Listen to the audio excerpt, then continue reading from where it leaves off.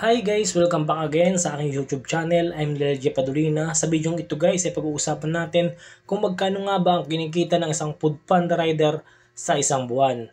So yun ang pag-uusapan natin guys. Magkano nga ba ang kinikita ng Foodpanda rider sa isang buwan?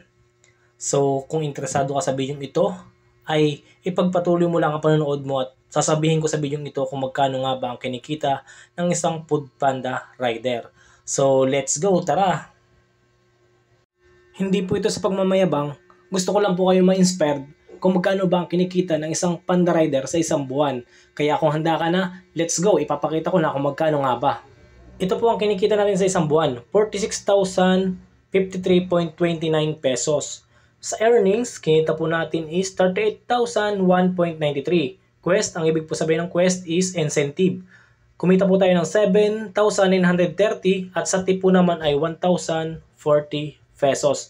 So nagtotal siya ng 46,053.29 pesos sa isa loob po ito ng isang buwan. Kaya napakaganda po guys maging Foodpanda rider. Kaya kung ikaw ay may time or part-time, pwede kang apply dito no at pwede mo rin gawing part-time job or full-time. Katulad po sa amin na nag-full time na ako kaya kaya nang kumita ng ganito. Lalo na pag ikaw ay araw-araw bumiyahe at sinisipagan mo palagi. Kaya napakaganda pong maging Foodpanda rider kasi yon wala kang amo, ikaw ang boss. At anumang oras pwede kang bumiyahe. Kung ikaw ay tinatamad, pwede kang tumahan. Pag ikaw umabsent, walang magagalit sa iyo, walang IR, walang refer to company. Ayan, ganun po kaganda ang isang Panda rider. Kaya sana itong video ito ay nakatulong sa iyo at ikaw ay na-inspired.